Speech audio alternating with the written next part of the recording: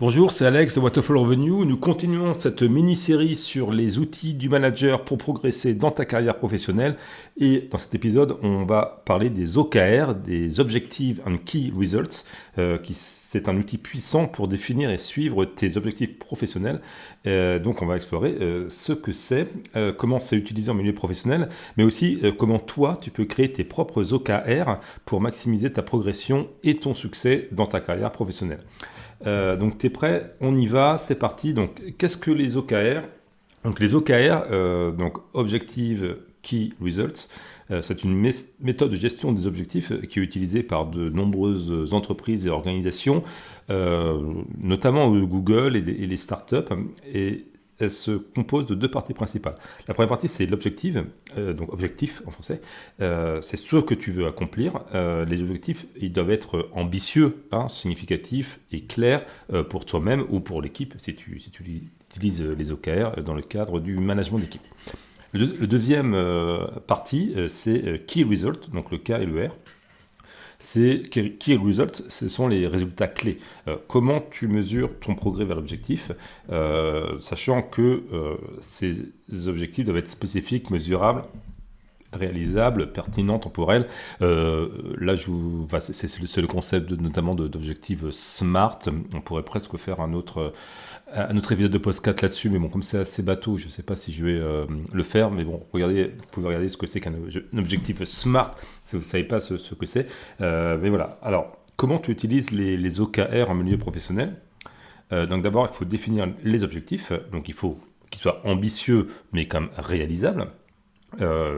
Donc si tu l'utilises à titre personnel, tes objectifs, ils doivent t'inspirer et vraiment te pousser à sortir de ta zone de confort, mais ils doivent être atteignables. Donc si tu mets un objectif, quelque chose que tu es à peu près sûr d'avoir dans quelques mois, quelques années ou quelques semaines, sans vraiment changer la course de ce que tu fais ou l'intensité des efforts que tu fais actuellement, c'est certainement que ton objectif n'est pas assez ambitieux. Il est réalisable, mais il n'est pas assez ambitieux.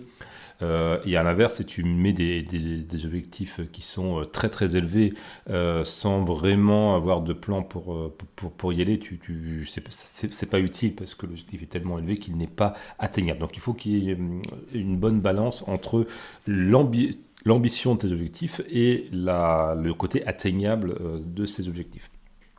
Tes objectifs, ils doivent être aussi alignés avec ta mission, ta vision. Donc au début du projet Waterfall Revenue, j'avais fait beaucoup de contenu qui concerne justement l'alignement entre ta mission, ta vision de vie, etc. Donc pour aller chercher sur YouTube, il y a une grande vidéo qui parle du projet de vie, qui peut te guider là-dedans si tu ne sais pas où tu en es. Mais sans trop passer de temps là-dessus, l'idée là, c'est de se dire, ok, tu mets tes objectifs, mais est-ce que atteindre ces objectifs, c'est quoi? C'est juste pour le prestige, pour le statut, pour dire que tu l'as fait, ou est-ce que ça te rapproche d'un idéal de vie, de ta mission, de ta vision de vie? Ça, c'est important, et surtout, ça évite de se fixer des objectifs qui, une fois atteints, on se dit, bah ouais, c'est bien, mais ça sert à quoi? C'est un peu comme beaucoup de gens, je les critique pas, chacun son truc, mais bon, qui pendant 6 mois, ils font la préparation du marathon, voilà, après ils ont fait le marathon de Paris, voilà, c'est bien, ils sont contents, c'est bon, c'est fait, mais s'ils n'ont pas relié cet objectif de faire le marathon à leur mission, à leur vision de vie, à un plan plus global, ils vont se rendre compte que voilà, ils en ont sué pendant des mois et des mois pour préparer ce marathon, puis une fois qu'ils l'ont fait, ça les amène pas plus loin, ou en tout cas ils sont pas plus proches de leur objectif de vie final.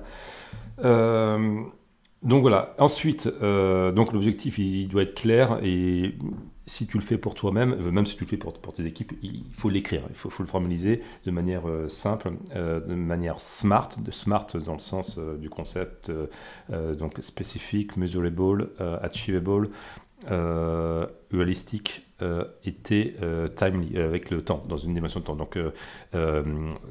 Donc il doit être spécifique, atteignable, mesurable, réaliste et il doit s'inscrire dans une échelle de temps. Donc un objectif, c'est pas celui qui fait par exemple le marathon de Paris, il a la date du marathon de Paris, voilà, c'est la date où il doit être prêt et qu'il doit faire le marathon de Paris.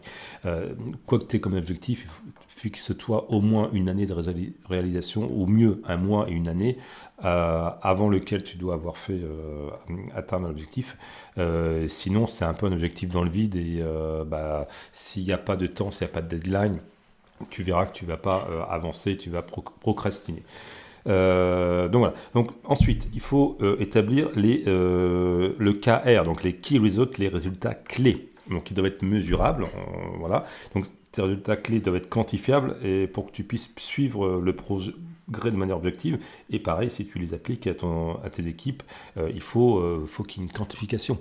Une quantification qui ne soit pas trop subjective. Alors quand ce sont des chiffres, c'est bien, ou alors une réalisation claire, un objectif, ça c'est important. Et il faut qu'il soit donc défini dans le temps. Donc il faut, ce que je disais avant, il faut fixer des échéances réalistes pour chaque résultat clé afin de garder le cap et maintenir ta motivation.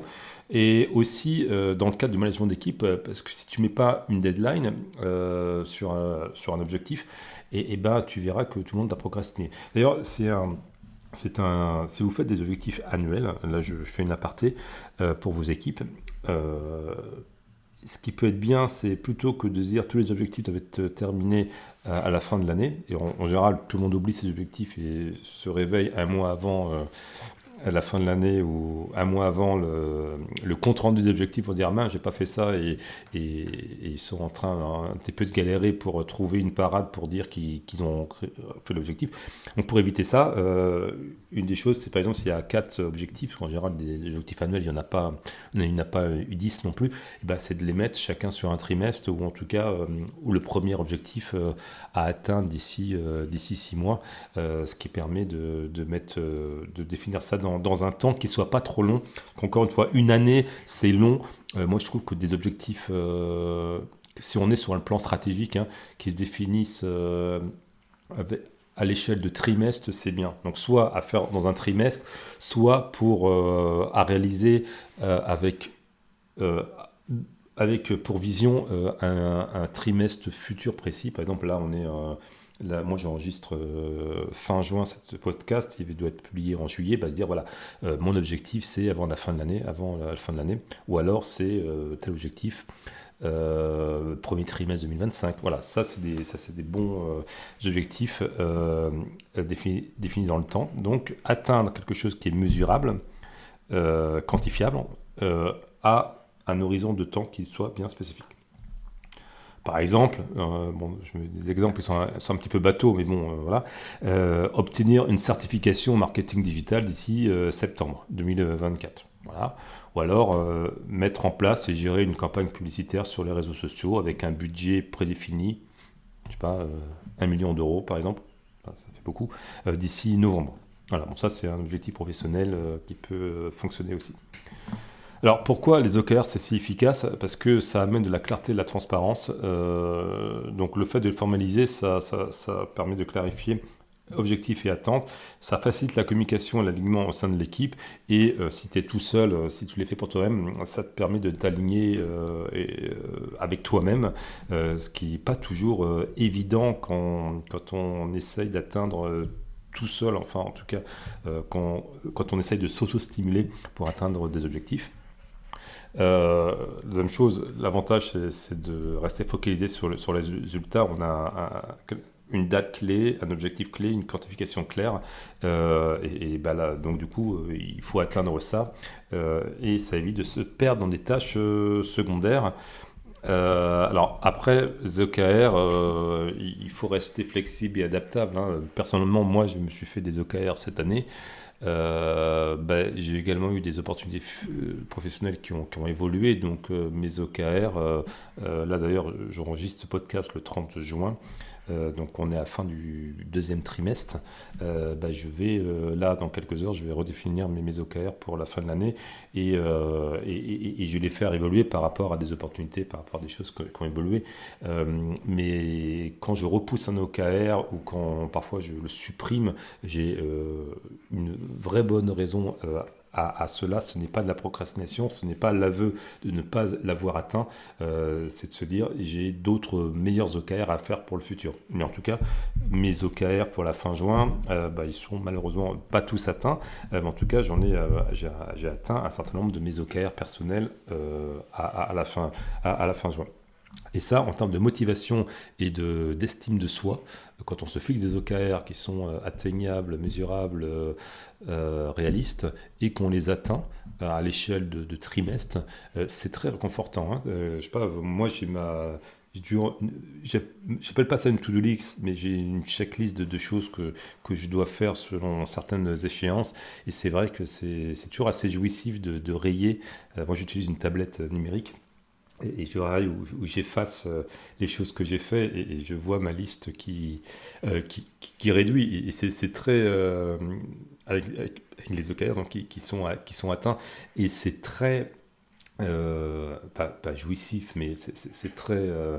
Ça aide beaucoup à la confiance en soi et ça aide beaucoup à atteindre les objectifs, les OKR suivants. Parce que on sait qu'on est capable de délivrer ce qu'on s'est auto-infligé. Donc voilà, moi je t'incite à quand tu délègues des tâches, quand tu fais des choses avec ton équipe en professionnel, d'utiliser ces concepts d'OKR. Et en tout cas, et si on te donne des objectifs professionnels, tes managers, que ce soit annuel ou alors des choses intermédiaires qui arrivent en cours d'année, assure-toi qu'ils répondent bien à la définition d'un OKR, que ça soit clair, et si ce n'est pas le cas, tu clarifies avec ta ligne hiérarchique. Donc je rappelle, ils doivent être ambitieux, réalistes, alignés sur la mission de la vision, donc là c'est celle de l'entreprise, et mesurables et définis dans le temps. Définis dans le temps, c'est le plus important. Hein. Quand on te donne un objectif, il faut que tu sois bien clair jusqu'à quand. Donc si quelqu'un, n'importe qui, ton N+1, ton N+2, ton N+3 te demande quelque chose, demande toujours, avant clôturer la conversation, pour quand vous en avez besoin. Comme ça, si tu te dis dans une semaine, 2 semaines...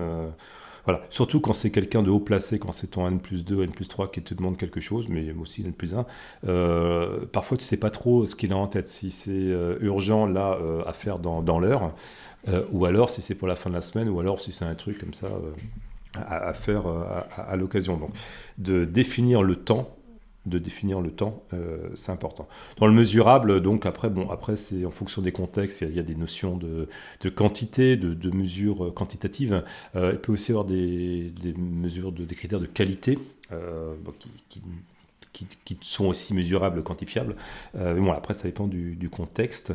Donc voilà, sinon, je t'invite vraiment à créer tes propres OKR.